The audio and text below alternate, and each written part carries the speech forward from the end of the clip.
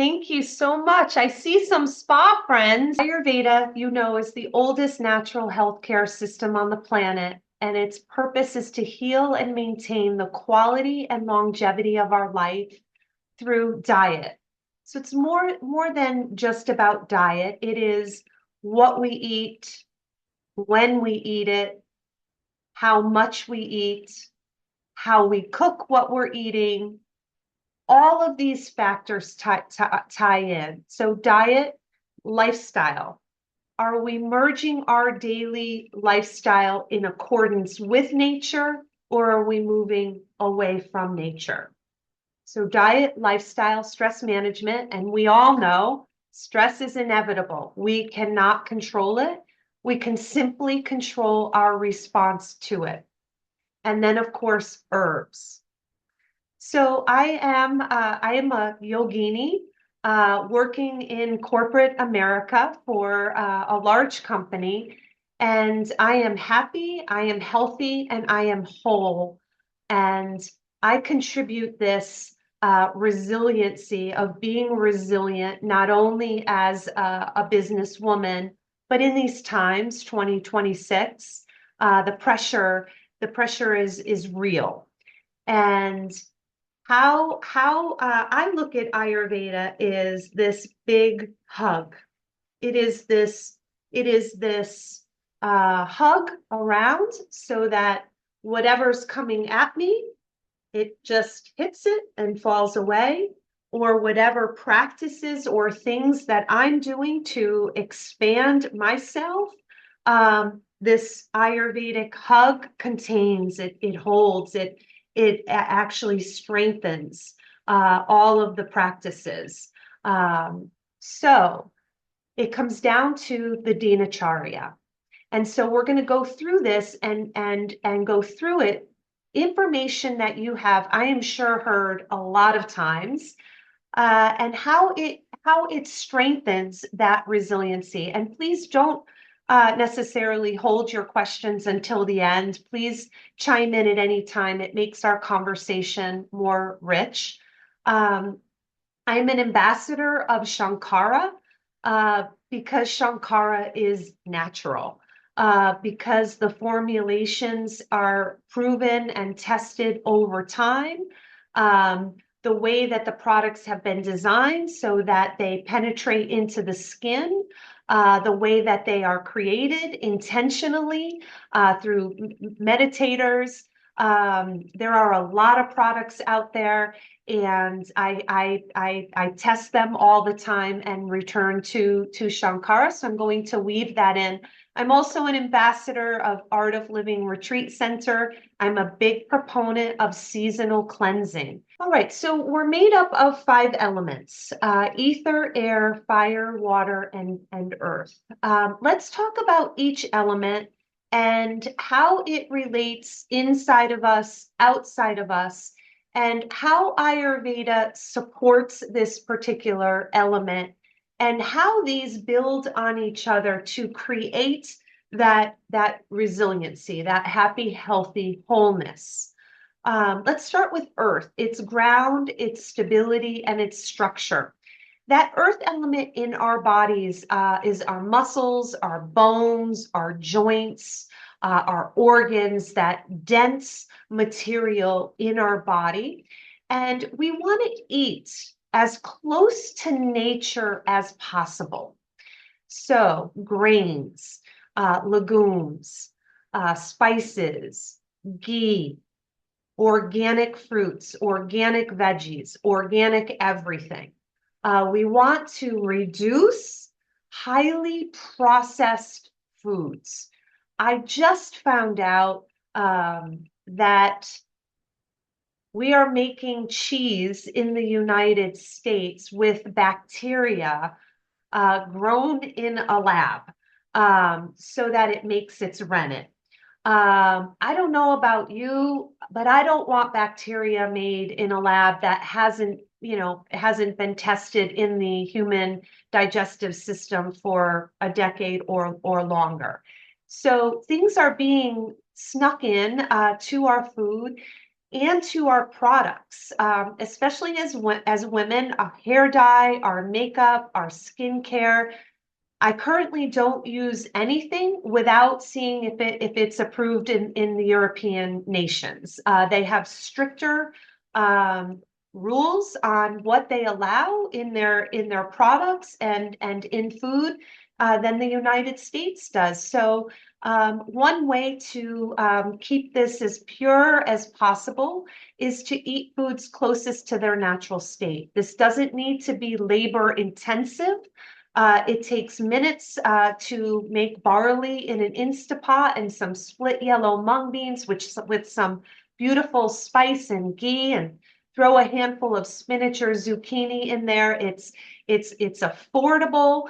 It's not labor intensive. I cook every morning, and it is wholesome and close to as natural as we can find. So try to reduce the processed foods. If you look at your label, again, basic information and friendly reminders. If there's too many ingredients in it and you can't pronounce the ingredients, chances are we want to stay away from foods that are highly processed. Water. We have oceans, rivers, and rain outside. Inside, we're more than 70% water. So if you have a stream running in your backyard and the stream is running, it's crisp, it's clean, it's fresh. The minute the stream starts to back up, it accumulates debris, it gets stagnant. So we want to drink about half of our body weight in ounces of water every day. I'm about 150 pounds, and I actually found a vessel that's 75 ounces. And I fill this vessel up in the morning, and it is my intention that I will drink this before leaving work. We don't want to drink copious amounts of water immediately before, during, or after a meal. Little sips are great. And we never, ever want to drink iced cold beverages or water. And the reason for that is if I was to make us a campfire and I gave you all a stick and put a plump Ayurvedic marshmallow at the end of it and said, wait a minute, I got this fire started and it is just perfect. And I said, wait, hold up. And I grabbed my cooler filled with ice and water and I dumped it on the fire. You can't cook your marshmallow. So the same thing, the same analogy is we don't want to dump ice cold water on our digestive fire and expect it to digest the food in a way that is going to be productive. Okay, so let's go to that fire element. If you have any questions or you want to share anything or you want me to go a little deeper, just raise a hand and please ask. We have fire. Without fire, we don't have sun, we don't have life. Anything we put into fire, it transforms, it changes. And we're going to relate our conversation today to the fire, our digestive fire. Okay, so our digestive fire, we are built to be perfectly healthy, perfectly happy, perfectly whole. It is our choices. We can choose to eat food that raises our life force energy. We can choose food that drains our life force energy, our prana. Excuse me. We are the only person putting food on the fork and the fork to our mouth. So we can make health promoting choices to eat food closest to their natural state. Or we can choose to eat food not cooked well, from a sweet potato to sweet potato French fries, to eating too much, to eating very late at night, to eating too fast, to eating and being on the computer and on the cell phone. How many people today, well, let's say this week, it's Tuesday. So the week starts on Sunday. There were 3 meals on Sunday, 3 meals on Monday, let's say 2 or 3 meals today. So out of 10 meals, how many people ate 5 meals, 50%, doing absolutely nothing, nothing else but sitting and eating? No cell phone, no driving, nothing else. Anybody? Nice, Kim. Right on. Yes, Raj. Awesome. Yes, it's very important that when we're eating, we are doing nothing else but eating. So that's one of the first ways of eating mindfully for our Agni, our digestive fire. So our digestive fire is built perfectly, and our choices take it out of balance. When our digestive fire is in balance, we put the right quantity and quality of food in at the right times. Our food digests, it assimilates, it becomes our beautiful flesh and blood. We don't have any uncomfortable sensations in the gut. We eliminate regularly, daily, without needing things to do that. And our mind is clear, and there is a sense of excitement, exuberation for life. Okay, so that's our birthright, that's our natural state. But sometimes we make choices that that work against that. And so we might have different experiences. So here's an experience of imbalanced Agni. There's a few. I put food in, my digestive fire, it made it rage. It was like a bonfire in my belly. Maybe it was deep fried food, maybe maybe it was super spicy food, maybe it was coffee or alcohol on an empty stomach. And that fire, that acid just increased. So I put the food in, the fire is raging. It overcooks that food, causes this undigested toxic food waste that's called ama. And a result of that situation is perhaps acid reflux coming up, a burning sensation in the GI tract. What else would we get? Sort of repeat kind of burps. We might feel loose stools, the heat coming out of the stools, and the mind can tend to be agitated, irritated, overly self-critical, judgmental. Okay, so that's one imbalance. The Agni is too much heat.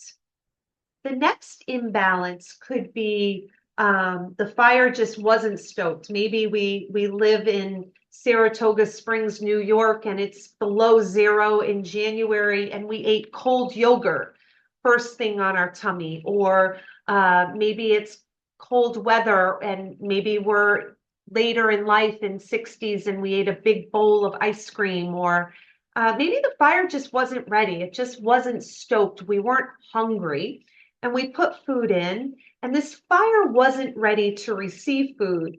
And now the food goes raw or undercooked. So when that Agni is not ready to receive food, it's not stoked, or we're eating and not hungry, we can experience some bloating, some flatulence. We could experience some constipation, where there are little pellets, or we don't go daily, or we go and don't feel like we fully completed our bowel movement. And then the mind tends to be anxious or depressed, or there can be some insomnia, a lack of groundedness in the mind. Okay, so that's the second imbalance. Agni was not stoked, it was not ready. The next imbalance, Agni was in a great place. We ate too much food. You see, we should eat enough food in our stomachs, 1/3 water, one third liquid, 1/3 food, and 1/3 space, so that the digestive system can work optimally. So let's say we overate. I used to be a big overeater in my 20s and 30s, and this compromises the Agni. It makes it hard for it impairs it makes it hard to do its job. So one would feel a sense of heaviness in the GI tract, an accumulation of excess weight, uh, uh, stools that are very thick and long and heavy and sink, maybe some mucus, and the mind would tend to be a little bit heavier. There could be some jealousy, some attachment to our material possessions, not able to pivot or make changes, maybe stuck in the past a little bit. So we know that the mind and the gut, it's clear Western medicine has proven what Ayurveda has said for the past 5,000 years. The next imbalance is irregular Agni.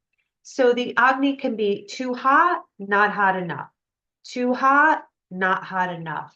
And when there is irregular Agni, you can pick a buffet of imbalances. Anything, anyhow, any way can show up in the bowel movements, in the feeling of digestion, the sensation of digestion, and then, of course, the mind. I have an iron stomach. Awesome. That is great because your digestive fire is the seat of your health. This is your immunity. This is your resiliency. It is to have that good digestive system is what everything we do in Ayurveda. So we don't want to eat like how, our response to stress. Some people overeat when they're stressed out, and then some people skip meals. So ideally, we don't want to do either of those. We want to wake in the morning and do our abhyanga with some beautiful oils. I'll share some of my favorites with you in a minute. And then we want to shower, do our practices, yoga, pranayama, meditation, and cook our food or be ready for the day. Breakfast, our first meal is when we're hungry, when that digestive fire is saying, I am hungry. For some people, depending on when you rise, and ideally we want to rise between 2 a.m. And 6 a.m. When we rise before the sun, we have more energy throughout the day. And our first meal is when we're hungry, so that depends. So eating that first meal when we're hungry. Lunch is typically between 11:30 and 1:30 and is our main meal of the day. And then supper is supplemental. It's a little lighter and ideally is around 6. And again, Ayurveda is so beautiful in that when we think something might be difficult, like Kim, I can never eat dinner at 6. I eat dinner every night at 8. The invitation is anything we're doing 4 out of 7 days a week is health promoting. So the invitation is, hey, you're eating supper at 8. Could you eat at 7, 4 nights a week? And then can you push it to 6:30? And can you push it to 6? And what we notice, I've definitely played with this, is when I do things as Ayurveda has suggested, I feel better.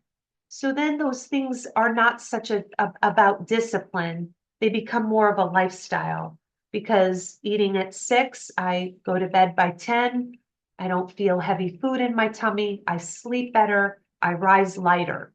So you'll notice when you do these practices, if you're not already doing them, I bet a lot of you already are, that you're feeling better. And these become a way of life and not something I have to do, becomes something I want to do.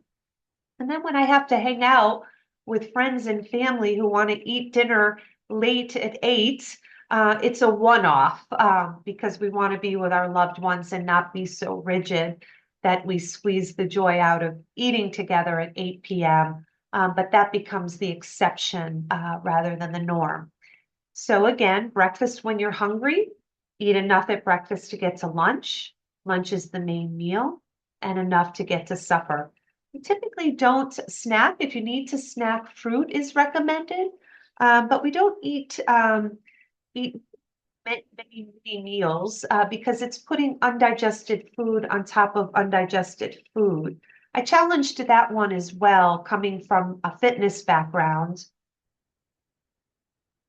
where we were trained to have multiple meals throughout the day. It was supposed to stabilize blood sugar. It actually does the opposite. And so it's a really beautiful thing also to not eat in between meals. You'll notice your agni is stoked and you're hungry for your meal. So you know your agni is stoked when you're hungry. Um, yeah, I particularly enjoy that. And I wanted to share with you another thing about that, but I'm gonna move on to eating light one day a week to give your stomach a rest. And I could go a little deeper since we're Shankara folks here, and that is khichdi. That is your basmati white rice, your split yellow mung bean with your spices, cumin, coriander, fennel, hing, turmeric, little black pepper, ginger, mustard seed, and saute that in ghee, a few tablespoons. Soak your rice or your barley. I've switched to barley in the springtime, and it is just, it's a lighter grain. It's filled with fiber. It's so nourishing. It's my favorite version of khichdi for springtime. And eat enough at breakfast, enough khichdi at lunch, and enough khichdi at dinner. And that's it for that day. Um, Eating light for others may be not eating meat that day. So a variation of lightening up, maybe no meat, maybe no caffeine and alcohol that day or dairy. And for others, eating a day of khichdi would be joyful. My favorite veggies are spinach or zucchini or asparagus to accompany the khichdi. We never mix cauliflower or broccoli with beans. Kale's okay too if you like, if you prefer that. So that is eating light one day per week to give our stomach a rest. Now you can monitor your digestive fire by observing your tongue. If you have a thick white coating on your tongue, there's that presence of ama, that undigested toxic food waste. Hi, Gina. We want less of that ama on the tongue and in the body. So not only do we scrape that off, but I've noticed by doing one day a week of khichdi that it cleans the environment. So it's just like your home. If you vacuum and dust once a week, at the end of the month, you don't have a really dirty home to clean. You just keep doing your light cleaning once a week, and it keeps things at bay. I feel this practice is profound in slowing down the aging process, in using food as nourishment. Being Italian, food is pleasure, it's celebration, it's everything. So really using food as nourishment rather than pleasure. And also, I've noticed, particularly at this stage of life in menopause, I need less food. And by doing this khichdi once a week, I notice that sometimes my portions can be a little bit more than what I need because of that pleasure seeking from the food rather than using the food as nourishment. So that's been a very profound practice for me personally. And in menopause, it's suggested monthly because we don't menstruate, and that's one of the best ways of cleaning. 3 days a month of eating khichdi, 3 days in a row is a great practice. So check out the tongue. If there's a thick white coating, it could be from medicine, it could be from undigested food in the system. It can also be from any undigested feelings if we're going through grief or a particularly stressful time or a major life change. Sometimes it's a lot to process and it compromises that digestive system, as I mentioned earlier, sometimes when we're stressed, we could tend to overeat, and sometimes when we're stressed, skip a lot of meals, and neither one of them is supporting that Agni. I'm going to pause here because Agni and the fire element are one of my favorite topics to talk about, and that was a lot. Any thoughts or questions here? Okay. Air. Outside, we have atmospheric air, carbon dioxide, and oxygen inside. And we know that pranayama balances the air element. So in Ayurveda, the principle is like increases like. If I am hot or it is hot out, I am really not going to want to be sitting on a beach in Miami, although I would love to sit on a beach in Miami in August, eating fried eggplant parmesan with tomato sauce and a glass of Chianti. No, no, no. We would want some cucumber water, some coconut water, some things that are cooling.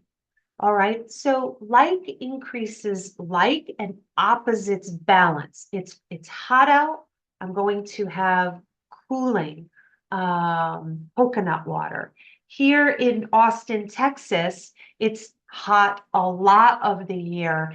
And we use this rose mist, our Shankara rose mist spray we put in our guest rooms because it's so hot that they can cool off. Rose is cooling. Sandalwood is cooling. So we would want cooling things. So with pranayama, like increases like and opposites balance. So if I have a lot of anxiety, I'm going to do a slow breath, perhaps nadi shodhana, the alternate nostril breathing, or the three-part breath, long, slow, deep breathing to calm and soothe the nervous system. If I am sleepy and I have to do a presentation, I might do some Kapalabhati. I might do some Bhastrika, something that is energizing. If my digestive fire is a little bit weak, I'm going to do something to stoke that. If my digestive fire is overworked, something to calm that.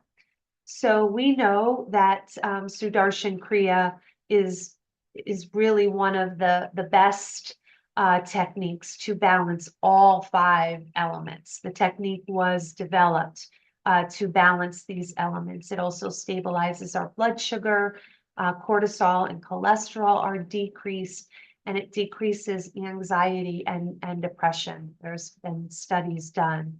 So if this air element is out of balance, if you're feeling spacey, ungrounded, or heavy, there's a pranayama that can balance the air element.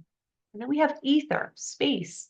Everything is contained in space. If you look around you, your computer, your chair, yourself, everything is in space. And the space element resides in our body. Our bones are porous. Our organs are hollow and empty. And meditation is the best practice to balance this element. And as we age, as we go into menopause, and I say that because it's a specific biological milestone.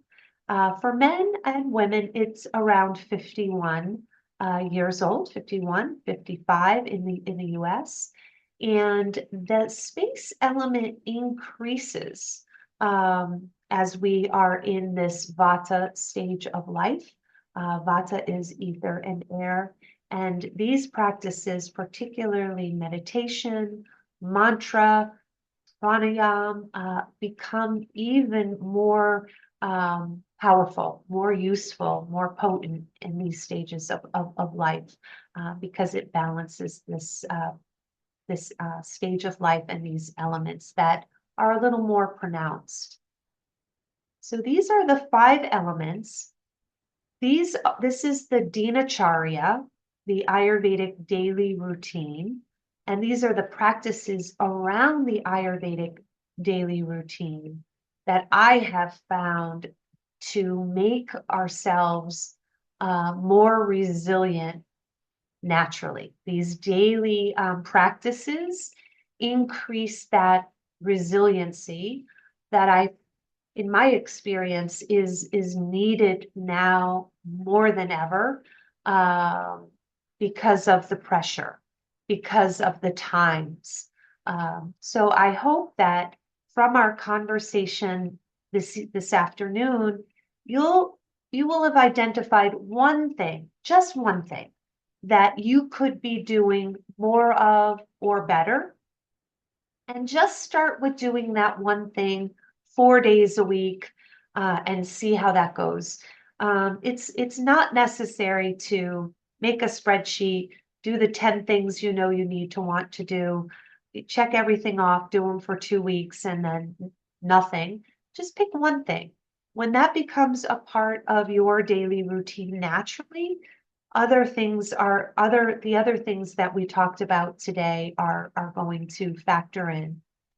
So we talked about that Ayurvedic daily Abhyanga, which is the self oil massage. I mentioned I'm an ambassador of Shankara, and I have been using this line because it's so natural and pure, for a really long time, 15 years actually. And I get sent complimentary products, and I used to try them, and then there's a lot of things in them, and I am dried out or it's not working.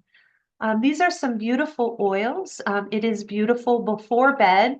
One of my favorite routines is to use foot oil on the feet and a little hair and scalp oil on the scalp, just massaging into the feet, putting some hair oil and really massaging the oil into the scalp. And then I put a towel on my pillow and go to bed, or you can do a little shower cap. So some of my favorite oils, calming, is deeply relaxing and comforting.